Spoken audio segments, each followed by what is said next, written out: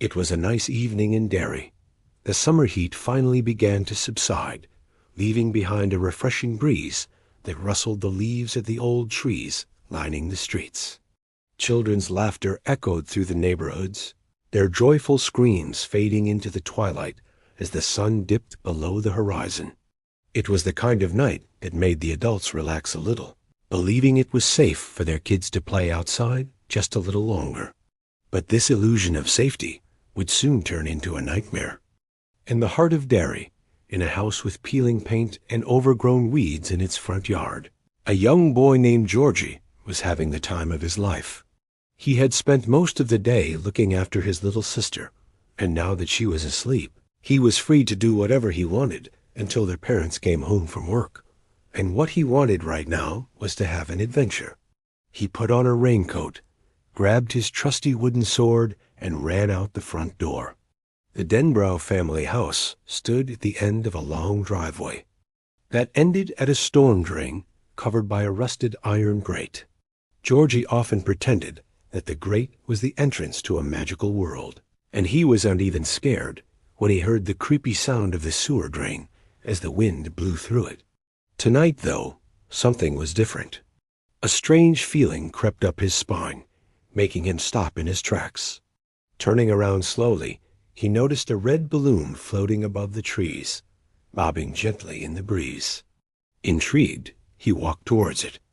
As he got closer, he could hear faint music coming from the other side of the trees. Curiosity overwhelming any fear he might have felt, he pushed aside the branches and gasped. In front of him was a small clearing, and in the center sat a boy about his age. The boy was dressed in a colorful striped suit that looked like a cross between a harlequin and a jester, and he was holding a red balloon in one hand while he tapped an accordion with the other, creating the cheerful tune that had lured Georgie over. "Hello," Georgie said tentatively. "What's your name?" The boy stopped playing and turned to face him, revealing a wide smile that didn't reach his eyes. "My name is Pennywise," he said, his voice like nails on a chalkboard. "And you are?" "Georgie." "Well, Georgie," Pennywise said, standing up and taking a step towards him, "you look like you could use some fun. Want to play a game with me?" Georgie hesitated. Something in Pennywise's smile and eyes made him uneasy. But the lure of fun and the promise of an exciting game were too tempting to resist. "Sure," he said, forcing a smile. Pennywise clapped his hands together, his smile widening. "Excellent," he said. "Let's begin." He picked up the balloon and tossed it into the air, catching it deftly with a flick of his wrist. "Here's how the game works, Georgie," he said. "You try to catch me, and if you succeed, you win the prize. But if I catch you, oh, then you lose." Before Georgie could even respond, Pennywise tossed the balloon up again and vanished in a puff of smoke. When he reappeared, he was already several feet away, his laughter echoing through the clearing. Without hesitation, Georgie charged forward, swinging his wooden sword. He couldn't see Pennywise, but he could hear the sound of his laughter, taunting him, daring him to catch up.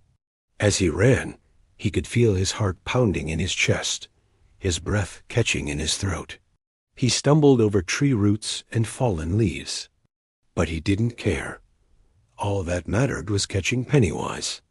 As he turned to follow another burst of laughter, he caught sight of the red balloon bobbing above the trees.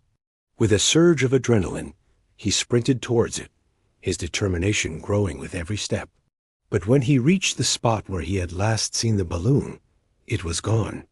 Frustrated, he looked around frantically, trying to locate Pennywise, only to find a single red balloon floating just out of his reach. Reaching out, he tried to grab it, but his fingers slipped off the rubber skin. As he looked up, he saw Pennywise perched on a tree branch above him, his face split into a wide grin. "Give it up, Georgie," Pennywise said, his voice dripping with mockery. "You can't catch me." Enraged, Georgie threw his sword at Pennywise, who easily dodged the attack. "I'm not giving up," Georgie shouted back, his voice trembling with anger. Pennywise threw his head back and laughed, a sound that echoed through the clearing and sent shivers down Georgie's spine. "Very well, then let's continue our little game," he said, his voice laced with amusement. With that, he tossed the balloon into the air and disappeared once again. This time, Georgie was prepared.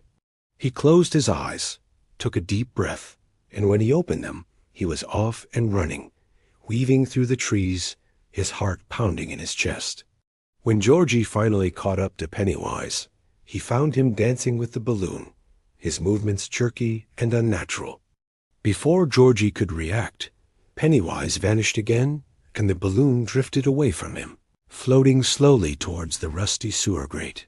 "No, wait," Georgie cried, reaching out for it, but his fingers brushed against the cold metal bars of the grate. From above, he heard Pennywise's laughter, echoing and taunting him. Suddenly, the ground beneath him gave way, and he fell into the darkness. The last thing he saw was the red balloon floating above him, taunting him in its silent glee. Meanwhile, in the sewers below, Pennywise waited, his smile wide and cruel. The chase was almost over. Georgie tumbled into the sewers, landing in a heap at Pennywise's feet. Dazed and confused, he looked around, trying to make sense of his surroundings. "Welcome to my domain, Georgie," Pennywise said, his voice dripping with malice, "where the only rule is survival." Georgie scrambled back, his eyes wide with fear. He didn't understand how he had fallen into the sewers, but he knew he needed to get out before it was too late. "Let me out of here," he said, pounding on the sewer walls. "I don't want to play your games anymore." Pennywise leaned closer, his hot, fetid breath washing over Georgie's face. "You don't want to play anymore?" he whispered, his voice like a serpent's hiss. "But the game has only just begun." With that, he lunged, his sharp teeth bared in a vicious snarl. Georgie screamed and scrambled away, his heart pounding in his chest, his breath coming in ragged gasps. "Don't hurt me," he cried, his voice echoing through the sewers. "Please, please don't hurt me." Pennywise's laughter filled the sewers, a sound that sent shivers down Georgie's spine. "Don't worry, Georgie," he said, his voice dripping with mock sympathy. "I'm not going to hurt you. At least not yet." He paused, his laughter subsiding into a low chuckle. "You see, Georgie, the game has changed." Before Georgie could respond, Pennywise vanished, reappearing behind him in a flash of movement. "Now it's not just you who wants to catch you," he whispered in his ear, his hot breath making Georgie's skin crawl. "It's everyone." With that, he vanished again, leaving Georgie alone in the dark, the silence broken only by the distant sound of his laughter. As the hours passed, the sounds of the night grew louder, mingling with the echoes in the sewers, creating a symphony of horror that drove Georgie deeper into madness. Then, just as suddenly as they had started, the noises stopped. The sewers fell silent, leaving Georgie in an eerie quiet that was more terrifying than any scream or shout. In the suffocating darkness, Georgie's imagination ran wild, conjuring images that made the hairs on the back of his neck stand on end. Was he truly alone? Or were there other, more sinister presences lurking in the shadows, waiting for their chance to strike?